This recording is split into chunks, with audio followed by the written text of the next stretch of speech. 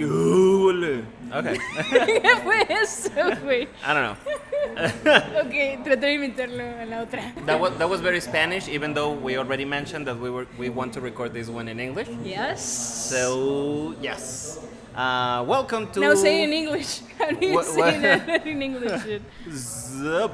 I don't know. Good. It will be Okay, something like that. okay, Welcome to El Seisito Platicador.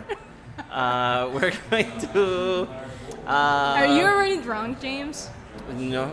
No. Okay, fine. No. All right. So welcome. Sorry. Okay. Yeah. I am done drunk. No. Yeah. Welcome everybody to the Seisito Platicador. It's a pleasure to have you here. It's really, really interesting that you guys are still watching it.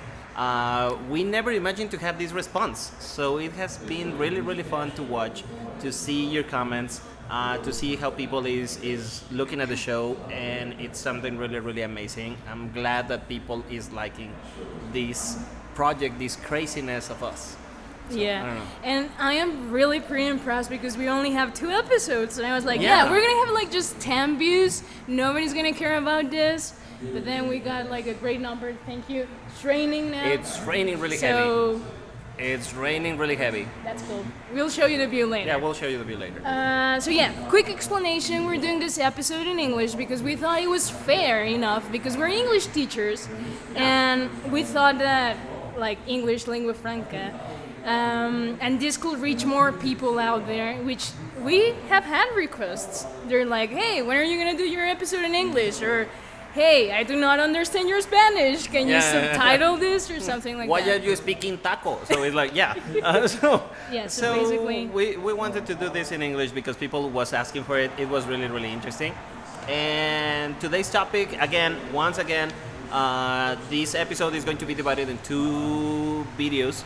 The first one is going to be us doing a little recap of what happened on the previous episodes. Okay, so that's what we're going to start with today. And the second part, if you don't want to listen to the jokes and everything that we're going to be doing during the first half hour, during the first chelita, that actually both of us are already finishing that first chelita, that first beer. This is the second one, actually. Yeah, actually, this is the second one. The point is, if you don't want to see this show or this part, is going to appear here on top. The link for you to go to the second video is going to be also here in the comments. So please don't forget to subscribe. We really, really want to keep doing this for everybody out there. We want to reach to people, and we want to do different things that can leave an impact. And yes, that's what we're going to start today. yeah. Well, taking on that, bro, I think that we kind of need to explain a little bit what this show is about. We can call it a show, right? A lot of people have been Yeah. asking us. Yeah, like we have received like 100 comments on Thousands Instagram and thousands of DMAs. messages. Yeah, they have been reaching us to our offices here in our building that we have here of El Seisito Platicador. And they have been telling us, like, why are you doing this? What's the purpose of doing a blog of this? And, okay. Yeah. First of all, the first thing is we were really curious about how the view of an English teacher was being held, and it was really, really interesting that not everybody knows what a teacher does. It's like people tend to see only the front view, part, yeah. the front part of you being the teacher and you working only in the classroom. And people tend to have this misconception that English teachers or teachers in general, they only work like when they are teaching the class. And the thing is that it is not. It is definitely not the idea. So we wanted to show this other view. Yeah. We wanted to share this. Definitely. We wanted to clarify this misconception of a lot of people, and we wanted to show this other side of teaching. So not only the professional part, not only the academic one, but also the human part of being a teacher. So yeah. Yeah, exactly. The human part that I think most of us, we have fallen, or not fallen, but people have these stereotypes of teachers being crazy. English teachers specifically, they're like, we're crazy and we're just clowns and everything, which we're kind of like that, but no most no for the whole time or the entire time. And it's just something that happens in the classroom. But as what James was saying, there's more about this profession that we're not speaking enough. Or if we are only speaking between our groups of teachers. And this is really good because we have a community as teachers. But again, the concept of sharing with somebody else that is not here in our inner circle or in our state or country. And basically we want to dig into that and know more and share more and talk about things that nobody's talking about the teaching field. Yeah, so that's one of the other reasons the main that we're doing ideas this. that brought us to this. It happened to be a situation that me and Elisa have discussed before. We should do a blog. And then we start hanging out a little bit more. And then we were like, we should do a blog. We should definitely do a blog. And we should try to do something. And it was really interesting that we were like, okay, let's set a date. Let's try to... Yeah, I remember you telling me that, like, we need to put a date to it so we can do it. I'm like, yes. Yes, so we wanted to push ourselves. And before we knew it, it was something that was already happening. And it was really, really cool, and it was really, really amazing. Again, I can emphasize how much I love the way that people have received it. And it's really interesting because we didn't expect to have that much of subscribers that maybe is not that much if you compare it to whatever Tomorrow, to a Yuya, to people in other countries that I don't really We need to start doing makeup next episode. We need to start doing makeup, yeah, definitely. But it's like at the same time, it was really, really amazing how people start looking at this show. Even people that was not involved into educational context, they were really interested into knowing and to see what happens after the teacher gives a class. So it was really, really amazing to see after it that or way. before, or Yeah, after during, even or before. a lot of So things. yes. Mm-hmm. So yes, we want to do a little recap of these two episodes, and while you start, I'm going to pour the next beers. Yes, please. Okay. All right. So for wait, I don't know if this is something that people does in other countries. all right, go But ahead. here in Mexico, we tend to do or to open beers Temperature. with a lot of stuff. So in here Oh, I I thought have. you were gonna explain why you're putting it. Oh yeah, upside I down, always man. try to put it upside down because after a while it gets warm, the upper body of the beer, and the part that is still on ice, it's cold. So you mix it so it gets the same temperature. So yeah, that way you don't have to. All right, but you were gonna say a different problem. thing. And yes, actually that's exactly what I did. I just opened it with my keys. So yeah. And we're thinking on an episode in which we're gonna open beers with different things that you will find in an office or at teacher things or something. So let's see how that goes. Yeah, Thanks, probably man. we're going to use some markers. We're going to use a stapler. We're going to use I want to try a notebook. That's like a notebook. insane, but We need to alright. find different ways. But yeah, anyway. All right. Okay, Anyways, so the first so step. for you guys that you haven't really got into the content of the first two videos, basically the dynamic of this videos and this show works that we invite someone, and this guest is kind of an expert of something, mostly teaching or teaching area. And we interviewed this guest, and we talked about our own experiences and points of view and perspectives about different topics. So our first guest was, how do you call them? Professor? She was a professor. She's a professor. She's a professor. She's a yeah. researcher. She has published a couple of things. She has been working in different fields of administration, Yeah. of language teaching, on coaching, on different aspects. She's a really complete teacher that we admire so much, that we have had the chance to meet her in the human side of her too, and she's an amazing person that we respect Yeah. and love. Plenty of teaching experience and experiences of life overall. Her name is Vicky Garduña, and we invite her to be our first guest. Yeah. She was like our godmother for the show. Yeah, very much. So basically, we discussed with her it was kind of a tricky question. If teachers were born, like an English teacher, a good teacher was born or was made. So we discussed a lot of things, but basically we concluded in 3 different things. But before we get to the conclusion, we discussed about how our experiences shape us and how different teachers had different impacts in both your life and my life and Vicky's lives too. And how somehow we discover what we want to do through our practice, to our experiences. I cannot say it in a different way. It's just basically living and figuring out what is it that you going want. through the everyday, it in a certain way lead us to actually getting into an educational context, to try to teach someone else, to be a professor of someone else, and try to help others to exploit their potential. So it was really interesting to see it that way, and it was something that what we mentioned, it was a calling that wasn't there, and that some of us maybe took a little bit in order to realize that it was that calling that had us.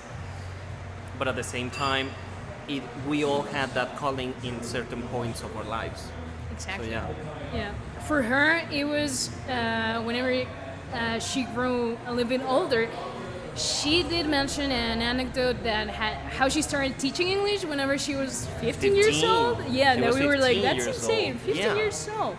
And the group that she managed, it was also a 15-year-old group. Yeah. So we were like, how did that happen?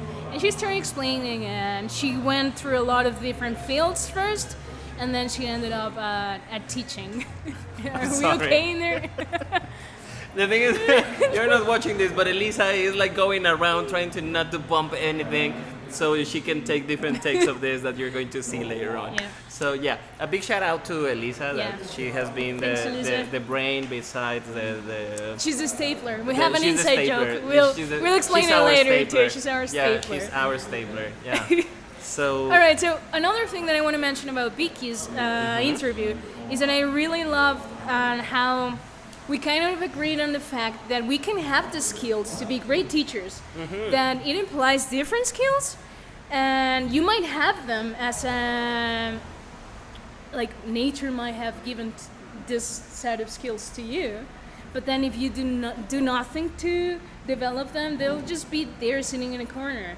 And the other, let's say, factor that can be described as a factor that influences how good you are at teaching is also your personality, and how willing you are to be conscious about your performance in a classroom and take decisions to change things and to help students and to change your teaching styles in order to fulfill this bigger task. One of the things that sometimes we don't realize is that as a teacher, you're going to have an impact on someone else. And that's something that we discuss. It's like you're going to learn from every single teacher that is going to happen in your life, that is going to appear in your life. And you're going to learn whether you learn something good or whether you learn something to avoid doing. So it's something important that as a teacher, you're always learning.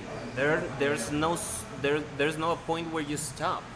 It's always a continuous learning. It's always a part of you being developed and to keep up to date with new generations. So it's a continuous work in that sense.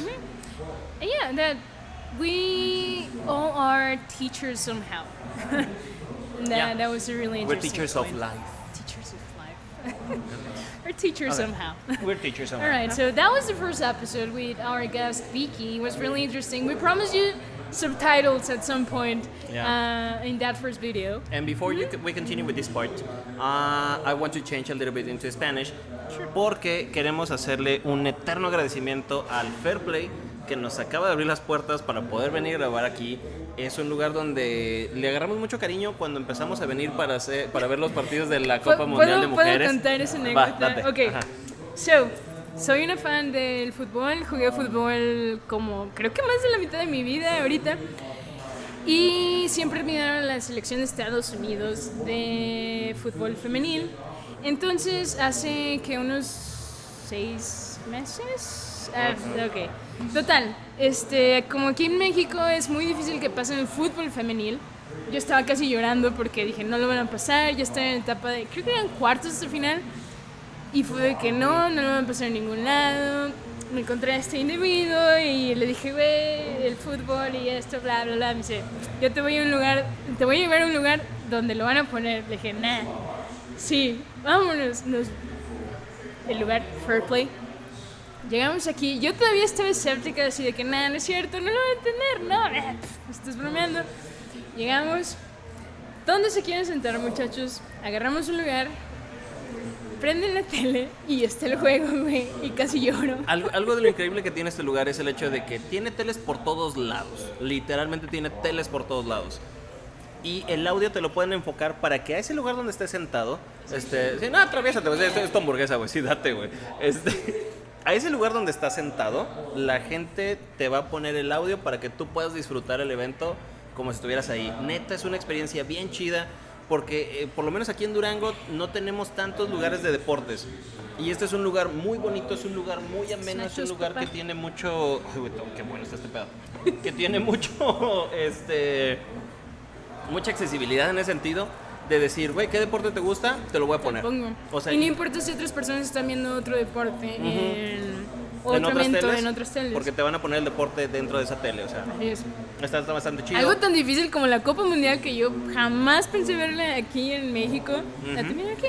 La tienen aquí, los dueños se portaron súper buena onda. La chica que nos atendió ahorita fue como de, ¿sabes qué, Simón? ¿Dónde te quieres acomodar? Y ahorita acomodamos para que venga, para que tengan todo listo para poder grabar. La comida es buenísima, güey. Estos son unos nachos mexicanos, traen pico de gallo, traen queso, traen arrachera. ¿Vegetarianos? ¿Hay opciones vegetarianas? Traen opciones vegetarianas, tienen hamburguesas de portobelo. Esa hamburguesa es de portobelo y trae así como trae calabacita, trae zanahoria, o sea, está muy muy rico. Sí, trae calabacita, güey. Sí, ya sé, estoy jugando. O sea, güey, es un lugar muy rico. Neta, muchas gracias a Fair Play por abrirnos las puertas para poder grabar aquí. Si tienen la oportunidad, sí dense la vuelta. Es un lugar que oficialmente, la neta, nosotros le vamos a estar pagando a ellos por la publicidad, pero la neta nos gustó tanto el lugar y le agarramos mucho cariño y se han sido personas increíbles. Entonces sí, quería interrumpir el programa un segundo para poder decirles, si pueden darse la vuelta al Fair Play, dense la vuelta al Fair Play. La neta, sí lo vale. ¿Dónde queda Fair Play? Enfrente del Estadio de los Generales. Ah, sí, cierto. 1, 2, 3 pisos. Tercer piso. Google. Pero ahí les ponemos la síganos en redes sociales. También. En Instagram creo que también están como Fair Play. Tienen Facebook, se los vamos a dejar aquí en los comentarios también para que lo puedan revisar. Y ahora sí, vamos con el segundo episodio. Second episode. So, for our second episode, we have, what was that, 18? Okay, thank you. So for the second episode, we have another guest. This time, also a professor. Her name Lisa Fernanda Felix. Again, a lot of teaching experiences as translator, as in... Back me up. I forgot her curriculum. I'm Translator. sorry. She was a published author. She's certified on everything. She's a certified TESOL. She's 10 years of experience as English teacher. She has done research on teaching burnout and mental health. So she has been an amazing person. She's a feminist. She's a cat lover. She's a cat owner. She's a cat lover. /lover. She's an amazing person. Yeah. That we also care too much. And if you watch the first episode, there's a point almost at the end of the first part of the first episode that Bibi mentioned someone that inspired her, and it was this teacher. So as you notice, it's a person that we all love, that we all care. And she was talking about this aspect of, as a teacher, you never stop. You're always learning something. You're always working with something. You're always preparing your classes. You're always working in different things. And it seems like a never stop work. Man, that now that you say that, that's something that I really love about that episode. And she said that. I don't know if those are the exact words, but I'm gonna try. A teacher that does their job like well done, it never stops. Like you said, like. It was her words. Yeah. Yeah, you never stop. If you're a good teacher, you care about your students. You have to grade exams at the end. You need to plan and you need to connect lessons. So it's not really just being in front of a group for 1 hour or 2 hours. It's all of the other things that planning. Like, we can say that the class is like the ending of all of these other events that you have planned. And that's pretty exhausting. And that was the topic of our second video, which was teacher burnout. And kind of we touch about things of mental health, both in students and teachers. It was an aspect where it's like some people don't tend to look at those aspects. It's like as a student, sometimes you're like, okay, the teacher has it fun. It's like he just comes here, he teaches, and then he leaves, and it seems like an easy job. Yet, it is really, really hard and really, really difficult. The part that when you have free time, you're like checking the I'm sorry, I made a BB. You're checking Burping? Can we just stop for a second? Burping sorry. is the best thing ever, man. Burping is the best thing ever. Yeah. So go for it. One of the things that happen is like you take that time that it's supposed to be your free time to check your students' work, to check the homework that you gave them that you had to take home, to check what are you going to teach the next class, to check or to design different material, to do a lot of things that are behind of you teaching. And that inevitably drains your energy. Yes, And because that's it's when supposed that it's it should be burnout, your man. leisure time. It should be your You're recharged. Your teacher time Yeah. for you. Yet sometimes, and a lot of teachers are just doing one thing after another because they want to have an impact in their students. They want to make sure that their students are learning. I'm not saying that all teachers are doing this. I'm not saying that teachers are always responsible. Yes, we're humans. We make mistakes. Yet we try to do our best. And maybe there are some other teachers that they don't care about the profession. But there are a lot of teachers that we do. And we want to make it like so people not so people recognize it, but so people value that we are making our part to create a different future, to create a better future in that sense. Yeah. So taking all of this hard work, we discussed that we as individuals, we have different ways to cope with these situations. For example, I tend to exercise a lot. James tends to exercise a lot. And in the case of the Professor Lisa, her cats are her thing. And she unwinds with her cats and her pets and her husband too. So some people drink. Some people do exercise. talks with friends. Some people talk whatever, with friends. Do whatever you can to unwind.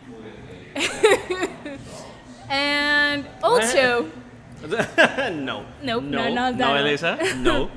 One of the things that also, let's say, adds to this teacher burnout, it's the mental health of our students and situations that we faced in the classroom that sometimes it's a human condition to care about other ones. And sometimes we tend to not leave these things in the classroom, but take the situations with us outside the classroom. So one of the things that we advise for students and for teachers too is that if you're facing a critical situation, psychologically or emotionally, you should seek for professional help. And it is a taboo in Mexico, speaking of mental health and telling somebody that you're visiting a therapist or you're going to a psychologist. But and when people recommend it to someone else, it's like, why would I want to go to the psychologist? I'm not crazy. And it's like, yeah, no, that's not the idea. Mm-hmm. And probably want to tell that person that, yeah, you're a little bit crazy, so you need help. Yet it's like a process that you need to go in order to like release some pressure. So you get better with yourself, so you can focus into other things that are important. And one of the things that we were mentioning on that episode, it was like, you need to get into a point where you, as a professor, as a teacher, unless you have another preparation that helps you to diagnose, to help in a significant way, Yes, because that was the important thing. But you don't make a diagnose. You just help. You tell them You're where to present. go. Yes. you're present. And But at you- least as a teacher, what you have to do is that you care. And I think that's a key element. Just try to care for someone else. Yeah, that's a good place to start, man. Like, Yes. even though we're not professionals and we do not know how to treat these conditions, we can show our support in that way. Yeah, And that pretty was much. another interesting thing that we talked with our second guest. Do you want to add something to this summary? Am I missing some important things? It has been a really cool ride having this project. I want to say something that I have told you before. I think I haven't had the chance to tell Elisa in person, but I like referring to the fact of doing these kind of videos. I don't imagine myself doing this with other people. It has been something really, really amazing. It has been a really great pleasure to have you Yeah, man. like sharing Same this here. craziness in order to leave a mark in a different way. So the We're only thing gonna that I live want to add, forever in the internet, man. I don't know if And that's a good Elisa thing. is crying. And Elisa is crying there. Yeah, you can see it, but it's better you don't. Yeah, man. Thank you. I do appreciate So, yeah. that comment, man. Yeah. So, pee break, and we're gonna come back with our topic. So Chuck, Oh, fondo, wait. fondo. I I'm don't know. doing something. And that's the way that we're going to finish with this first part of the episode. Cheers, man. So thank you very much. For the future, for Cheers, teachers Elisa. in Mexico and all over around the world, keep doing what you do. Cheers. Cheers. Fondo, güey.